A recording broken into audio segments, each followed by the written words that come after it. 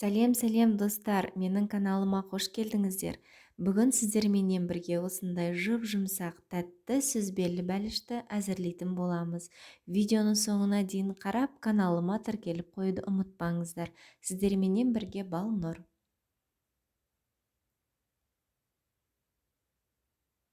Ең алдыменен біз құрғақ ыдысымызға жұмыртқамызды салып, оның үстіне бөлме температурасында еріп тұрған сары майымызды қосамыз. Оның үстіне шекерімізді саламыз. Енді барлығын жақсылап араластырып алуымыз қажет. Бізде осындай жұмсақ қоспа пайда болады. Өте сондай жұмсақ болуы қажет.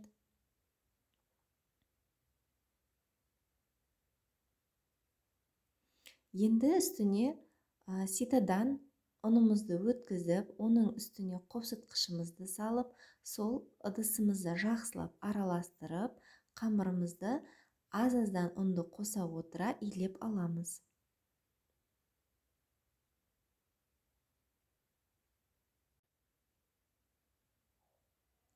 Бізде қазір 2 пирогтың қамыры әзір болды.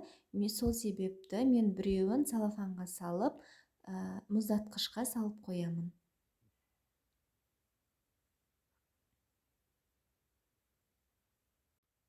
Ендігі кезекте біз салмасын әзірлейміз. Ол үшін құрғақ ыдысымызға творогымызды салып, оның үстіне ванилин қосамыз.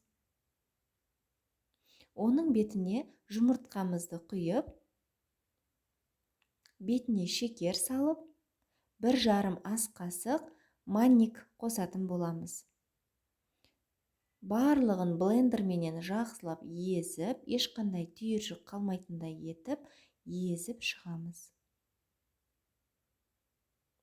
Бұл жерде творогтың құрамы өте сондай маңызды. Творогтың қаттысын алып қоймаңыздар, өте сондай жұмсақ, орысша айтқанда рассыпчатый дейді ғой, сондайды алу қажет.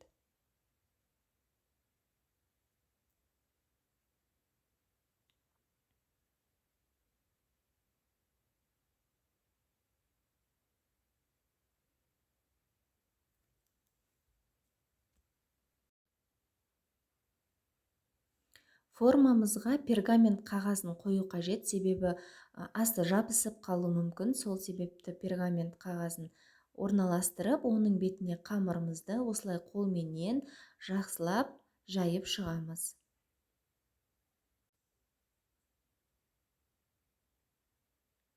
Қамырымыздың бетін осылай вилкаменен жан-жағын барлығын тесіп шығуымыз қажет. Сол кезде қамыр күймей әдемі болып пісетін болады. Енді бетіне салмамызды құйып, жақсылап орналастырамыз.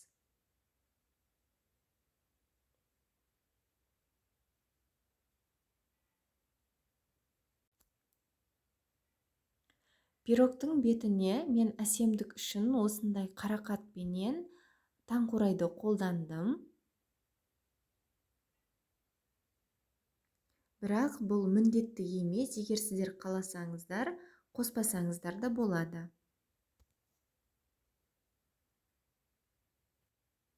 Осы тұста біз алдыменен пешімізді қыздырып алуымыз керек.